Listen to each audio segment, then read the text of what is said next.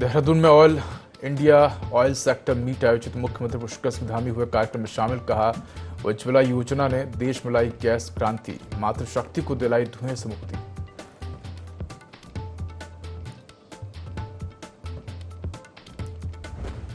उत्तराखंड पंचायत चुनाव की अधिसूचना जारी। 24 और 28 जुलाई को होगा पंचायत चुनाव। 31 जुलाई को होगी मतगणना। 47 लाख से अधिक मतदाता करेंगे मतदान।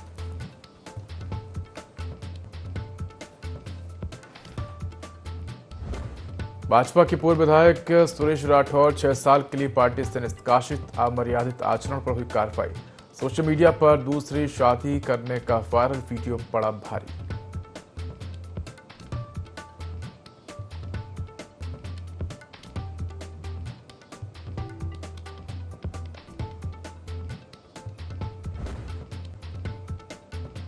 गंगोत्री धाम में अव्यवस्थाओं का जिलाधिकारी ने किया स्तरीय निरीक्षण। धाम में बाढ़ सुरक्षा कार्यों की समीक्षा। कहा, तीर्थ यात्रियों की सुरक्षा सर्वोपरि।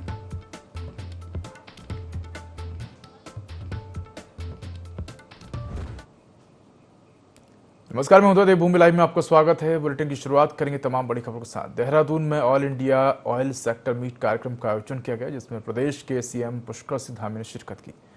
इस मौके पर कार्यक्रम में राज्य के विकास से जुड़ी एक डॉक्यूमेंट्री दिखाई गई। वहीं कार्यक्रम को संबोधित करते हुए सीएम धामी ने कहा कि पीएम मोदी के नेतृत्व में उज्ज्वला गैस योजना ने पूरे देश में क्रांति कर दी है।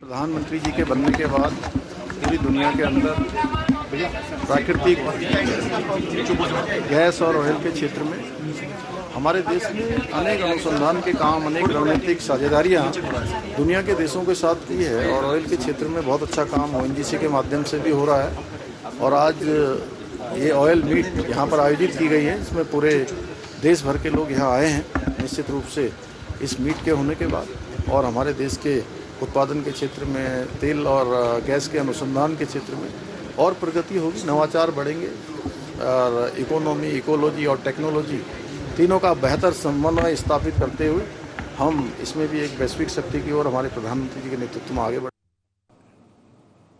त्रिस्तरीय पंचायत चुनाव को लेकर अधिसूचना जारी हो गई है। प्रदेश भर में 2 चरणों में चुनाव होने हैं, जिसमें 24 जुलाई को पहले चरण में जबकि 28 जुलाई को दूसरे चरण में मतदान किया जाएगा। वहीं 31 जुलाई को चुनाव की मतगणना की जाएगी। पंचायती राज मंत्री सतपाल महाराज ने जानकारी देते हुए बताया कि सरकार पूरी तरह से चुनाव करवाने के लिए तैयार है।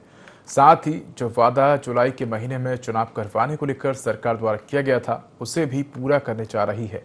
बता दें कि जुलाई के महीने में अब चुनाव आयोजित किए जाएंगे, जिसका लंबे समय से हर किसी को इंतजार था। और क्या कुछ नतीजे इस चुनाव के निकल के सामने आएंगे, इस पर भी सभी की निगाहें टिकी हुई हैं।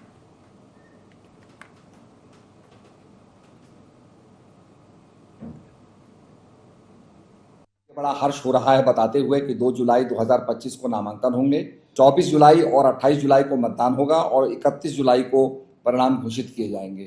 तो मैं समझता हूं कि सरकार का जो वायदा था कि जुलाई भर में चुनाव कराने का था, वो पूरा हुआ और चुनाव जो है विधिवत होंगे। जिलाधिकारी प्रशांत आर ने गंगोत्री धाम में चारधाम यात्रा व्यवस्थाओं और बाढ़ सुरक्षा के लिए दीर्घकालिक निर्माण कार्यों का स्थलीय निरीक्षण कर जायजा लिया, जहां उन्होंने कहा कि गंगोत्री धाम में देश विदेश से आने वाले श्रद्धालुओं की आस्था और विश्वास का प्रतीक है। ऐसे में तीर्थ यात्रियों की सुरक्षा और सुविधा सर्वोच्च प्राथमिकता होनी चाहिए। उन्होंने स्नान घाटों, यात्रा मार्ग, आवागमन व्यवस्था, सुरक्षा प्रबंधन, स्वच्छता, पेयजल आपूर्ति, स्वास्थ्य सेवाओं और आपदा प्रबंधन से जुड़ी तैयारियों का बारीकी से निरीक्षण किया और संबंधित अधिकारियों को जरूरी दिशा निर्देश दिए। साथ ही गंगोत्री धाम में चल रहे दीर्घकालिक बाढ़ सुरक्षा कार्यों की समीक्षा करते हुए जिलाधिकारी ने कार्यदायी संस्था के अधिकारियों को निर्देश देते हुए कहा कि सभी कार्यों को गुणवत्तापूर्ण मानक के अनुरूप और तय समय सीमा के भीतर पूर्ण किया जाए। उन्होंने कहा कि धाम क्षेत्र में नदी के कटाव और बाढ़ की संभावना को देखते हुए सुरक्षा कार्यों को जल्द से जल्द पूरा करना सुनिश्चित करें, जिससे श्रद्धालुओं और स्थानीय लोगों की सुरक्षा सुनिश्चित की जा सके।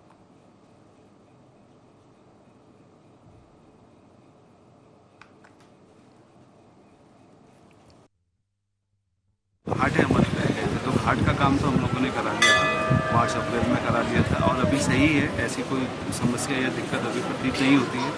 परंतु चूँकि अभी मानसून चल रहा है, बारिश और भी अभी आने का है, वर्षा काल बढ़ेगा ही, तो जो सुरक्षात्मक कार्य हैं जिसमें हमारे वायर क्रेट और गैंगमैन इंस्ट्रक्शन है, जो संभव है इस समय कराना, उसको मैंने निरीक्षण भी कर लिया है, काम चल रहा है, ऐसे कोई दिक्कत नहीं अभी प्रतीत होती है।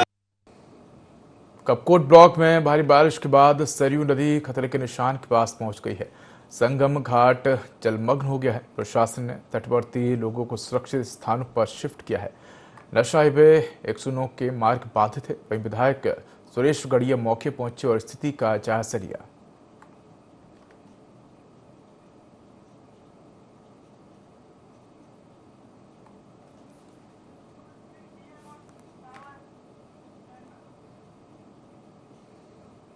'हरिद्वार में कावड़ मेले की उल्टी गिनती शुरू हो चुकी है और उससे पहले जिला प्रशासन पूरी तरह मोर्चा संभाल चुका है। जिले के मुखिया यानी टीएम मयूर दीक्षित और एसएसपी ब्रह्मेंद्र डोभाल खुद सड़कों पर उतरे और हर की पैड़ी से लेकर बैरागी कैंप तक पूरे कावड़ मार्ग का पैदल निरीक्षण किया। निरीक्षण के दौरान जहां भी अवैध अतिक्रमण मिला वहां पीला पंजा चलाया गया और व्यापारियों को सख्त हिदायत दी गई कि मेला शुरू होने से पहले सभी अतिक्रमण हटा लिए जाएं। यही नहीं, सड़कों पर पसरी गंदगी देखकर टीएम ने नाराजगी जताई और नगर निगम को तुरंत सफाई व्यवस्था दुरुस्त करने के निर्देश दिए। डीएम ने साफ कर दिया है कि कांवड़ यात्रा में लाखों श्रद्धालुओं की आमद होगी। ऐसे में व्यवस्था चाक चौबंद और स्वच्छता सर्वोच्च प्राथमिकता होनी चाहिए। प्रशासन का रुख अब साफ है। कांवड़ मेला में कोई औपचारिकता नहीं बल्कि बड़ी परीक्षा है और इसमें किसी तरह की ढील या लापरवाही बर्दाश्त नहीं की जाएगी।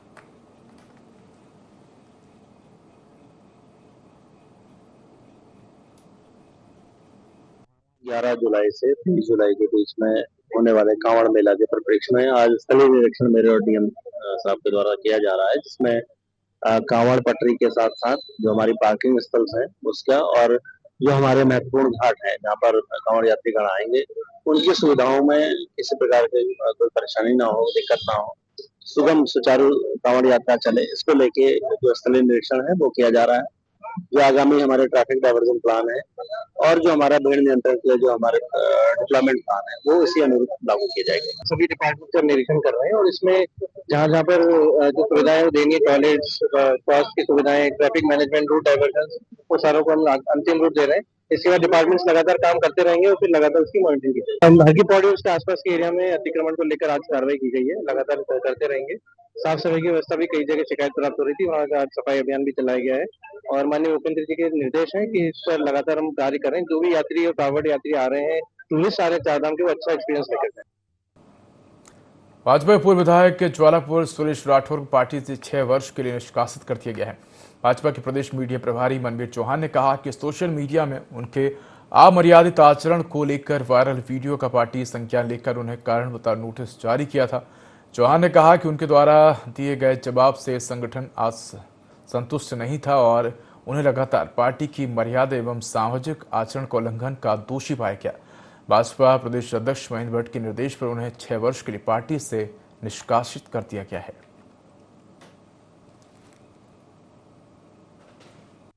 जनता पार्टी के द्वारा पूर्व विधायक सुरेश राठौर जी को उनके अमर्यादित आचरण के कारण नोटिस जारी किया गया था और उनके द्वारा नोटिस का जवाब दिया गया, लेकिन जो जवाब दिया गया वो संतोषजनक नहीं पाया गया। इस कारण आदरणीय प्रदेश अध्यक्ष माननीय महेंद्र भट्ट जी के निर्देश पर उनको 6 साल के लिए पार्टी से निष्कासित कर दिया गया है और भारतीय जनता पार्टी 4 चरित्र और चेहरे के रूप में जानी जाती है और अनुशासनहीनता किसी भी प्रकार से पार्टी में बर्दाश्त नहीं है, इसलिए कार्रवाई की गई है।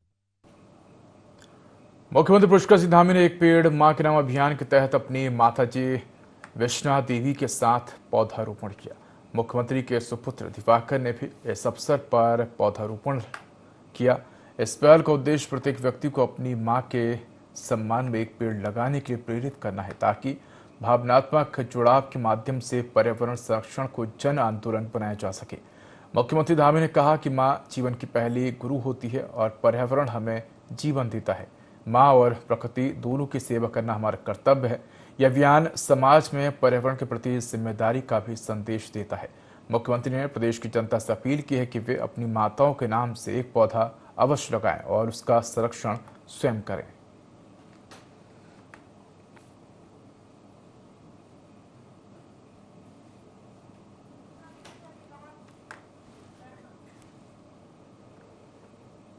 भाजपा केंद्रीय संगठन ने उत्तराखंड भाजपा प्रदेश अध्यक्ष चुनाव के लिए केंद्रीय राज्य मंत्री हर्ष मल्होत्रा को चुनाव अधिकारी नामित कर दिया है।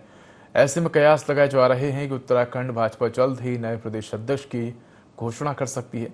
इसके लिए जल्द ही नामांकन की तिथि भी घोषित कर जाएगी। प्रदेश भाजपा के चुनाव अधिकारी खजान दास ने बताया कि नए अध्यक्ष को चुनाव की प्रक्रिया अक्टूबर से चल रही थी और हमारे बूथ और मंडल स्तर के चुनाव हो चुके हैं, लेकिन पहलगांव की घटना और ऑपरेशन सिंदूर के चलते अध्यक्ष के चुनावों में विलंब हुआ है। साथ ही कहा कि चुनाव की प्रक्रिया को अब शुरू करते हुए 1 जुलाई को नया प्रदेश अध्यक्ष चुन लिया जाएगा।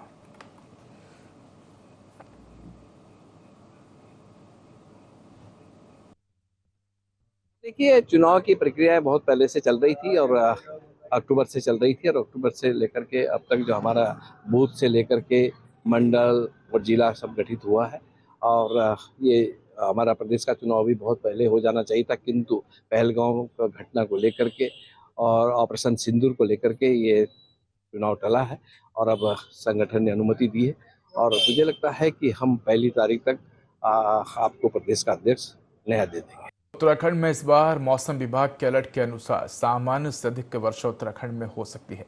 मौसम विभाग ने फिलहाल 1 जुलाई तक राज्य में भारी बारिश का अलर्ट जारी किया है और अब उत्तराखंड का आपदा प्रबंधन विभाग भी पूरी तरह से तैयार नजर आ रहा है। उत्तराखंड के आपदा प्रबंधन सचिव विनोद कुमार सुमन ने कहा कि उत्तराखंड में इस बार सामान्य से अधिक वर्षा का अलर्ट है और उत्तराखंड बाढ़ और भूस्खलन की दृष्टि से अति संवेदनशील है। इसको लेकर मुख्यमंत्री के निर्देश पर 30 जून को नीचे के 5 जिलों में मॉकड्रिल की जाएगी और इस मॉकड्रिल से आपदा के समय चुनौतियों से निपटने की प्रक्रिया को परखा जाएगा। साथ ही जितने उपकरण हैं उनकी सही से जांच हो जाएगी।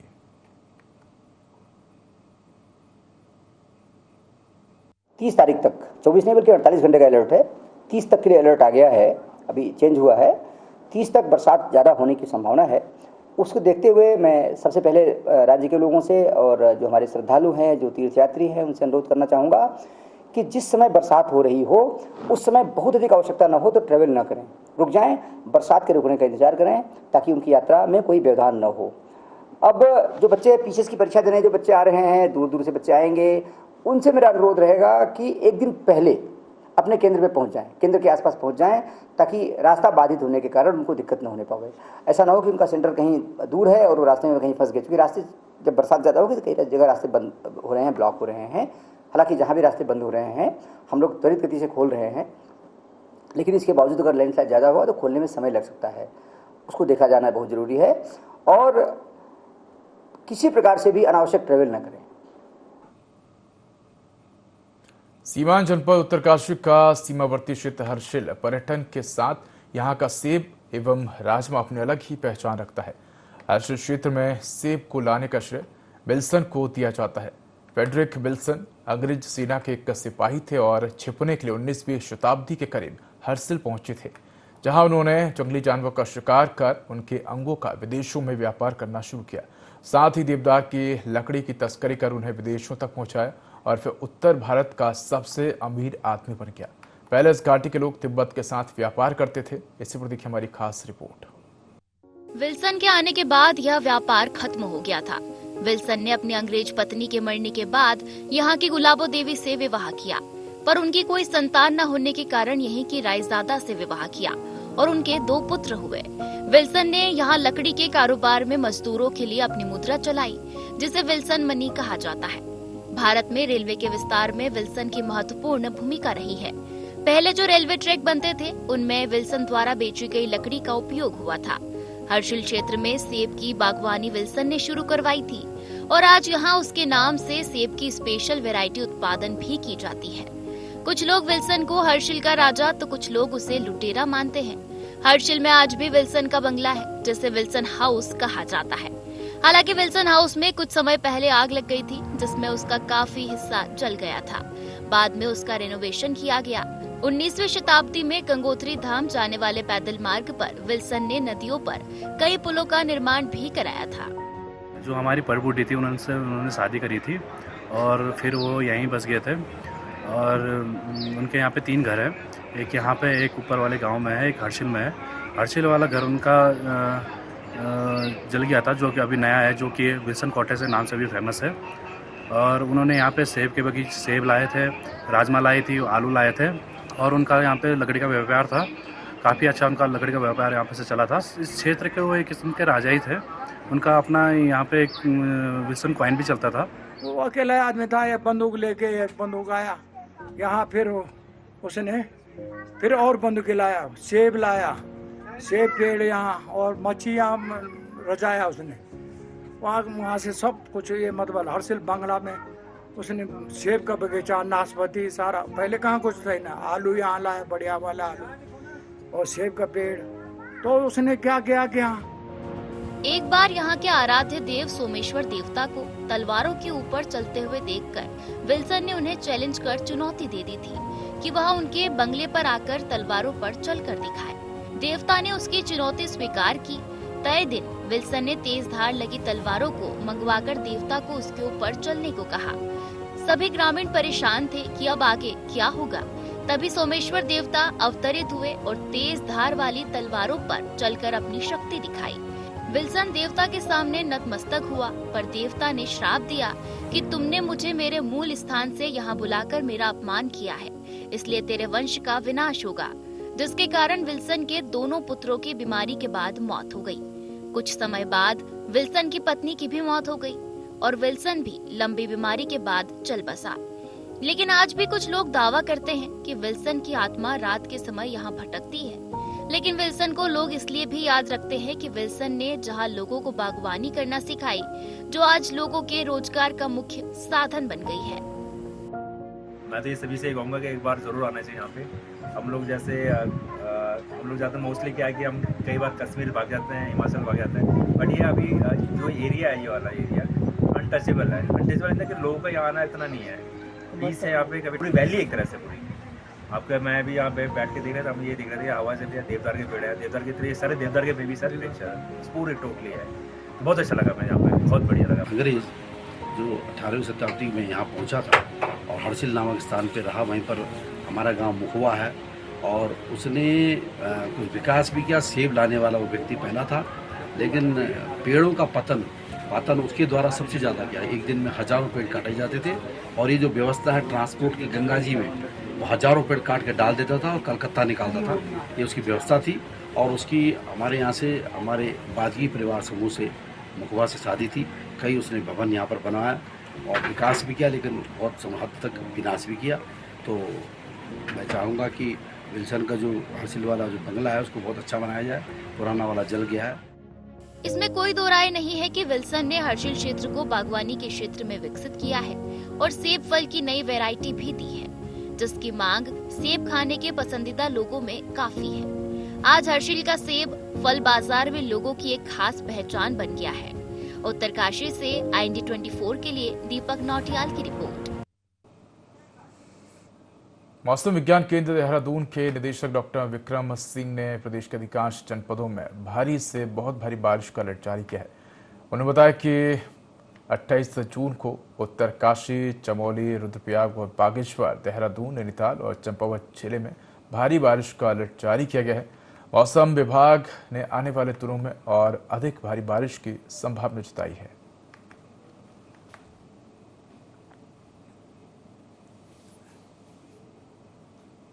के लिए मौसम की बात करें, आज देखेंगे जो बारिश की एक्टिविटी पूरे प्रदेश में मिलने वाली है अनेक जगहों तक में।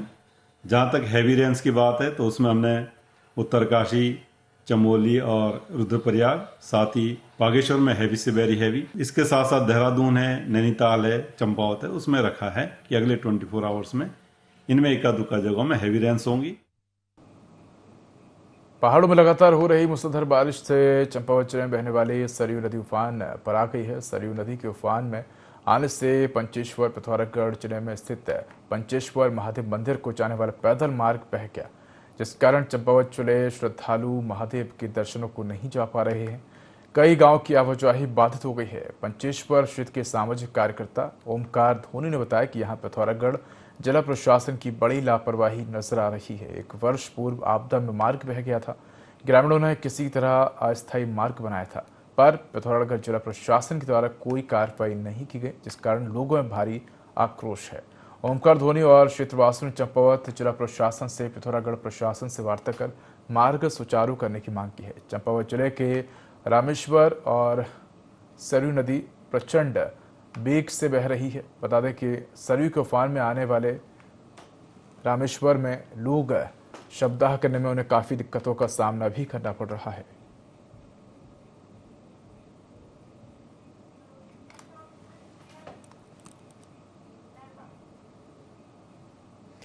सीएम धामी का कार्यकाल एक स्वर्णिम कार्यकाल है। भाजपा के प्रदेश प्रवक्ता कमलेश रमन ने कहा कि पुष्कर सिंह धामी का 3 साल 358 दिन का कार्यकाल स्वर्णिम रहा है। सीएम रहते हुए लगातार ऐतिहासिक निर्णय पुष्कर सिंह धामी ले रहे हैं। राज्य में यूसी से लेकर कई ऐसे कानून बनाए गए हैं जिससे पूरे देश में धामी की प्रशंसा हो रही है। और एनडी तिवारी के बाद प्रदेश के दूसरे मुख्यमंत्री धामी हैं, जिनका ये कार्यकाल प्रदेश के लिए बहुत ही महत्वपूर्ण है। और हम चाहते हैं कि सीएम धामी प्रदेश में ऐसे ही विकास करते रहें। हम उनके स्वर्णिम कार्यकाल की बधाई देते हैं।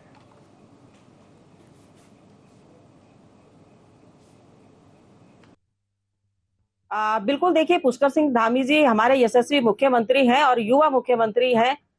उनको बधाई देना चाहेंगे जिस तरीके से उन्होंने एक लंबा कार्यकाल और स्वर्णिम कार्यकाल जो इतिहास में दर्ज करने का माननीय पुष्कर सिंह धामी जी ने काम किया है। उत्तराखंड के अंदर ही नहीं बल्कि पूरे देश के अंदर उन्होंने ख्याति प्राप्त करी है और ऐसे ऐसे ऐतिहासिक निर्णय लिए हैं जो नजीर बनेंगे, आगे चल के इतिहास में वो दर्ज होंगे। चाहे उसमें यूसीसी की बात करूं, मैं नकल विरोधी कानून की बात करूं, धर्मांतरण की बात करूं, लैंड जिहाद की बात करूं, महिलाओं को 30% यहाँ नौकरियों में आरक्षण देने की बात करूं, आंदोलनकारियों को 10% क्षैतिज आरक्षण देने की मैं अगर बात करूं, पुष्कर सिंह धामी जी का बहुत ही स्वर्णिम कार्यकाल रहा और ऐतिहासिक कार्यकाल रहा। इसके लिए मैं उनको बधाई देना चाहती हूं और उनका कार्यकाल बहुत सुंदर हो, आगे भी उनका कार्यकाल बहुत सुंदर हो और ऐतिहासिक ऐसे ही निर्णय लेते रहे और इस उत्तराखंड को आगे बढ़ाते रहे। मुख्यमंत्री पुष्कर सिंह धामी ऋषिकेश एम्स पहुंचे, जहां उन्होंने रुद्रप्रयाग के हादसे के घायलों से मुलाकात की और उनके स्वास्थ्य की जानकारी ली। सीएम धामी को डॉक्टरों ने बताया कि घायलों का बेहतर इलाज किया जा रहा है। दरअसल गुरुवार को रुद्रप्रयाग में तीर्थयात्रियों से भरी बस अलकनंदा नदी में गिर गई थी, जिसमें 3 लोगों की मौत हो गई थी, जबकि कई घायलों को नजदीक अस्पताल में भर्ती कराया गया था, जिसमें 4 घायलों को एयरलिफ्ट कर एम्स लाया गया था। हादसे में अब तक 8 लापता लोगों की तलाश की जा रही है।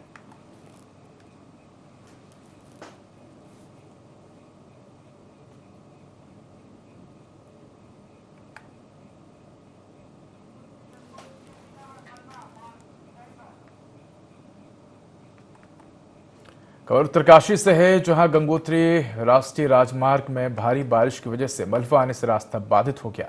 भागीरथी नदी का जलस्तर बढ़ने से लोगों को आवागमन में दिक्कतों का सामना करना पड़ रहा है। हालांकि मार्ग खोलने का कार्य सुचारू रूप से किया जा रहा है। पुलिस ने वाहनों को सुरक्षित स्थान पर रोककर वाहनों का भी आवागमन रोक दिया है।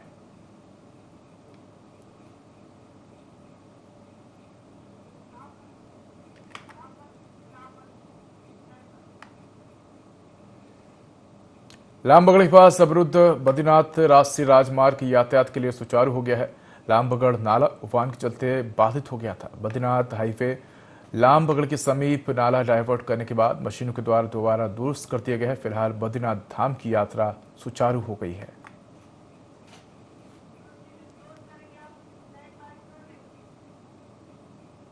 तो फिलहाल इस बुलेटिन में इतना ही। खबरों का अधिक अपडेट के लिए देखते रहिए i24। नमस्कार।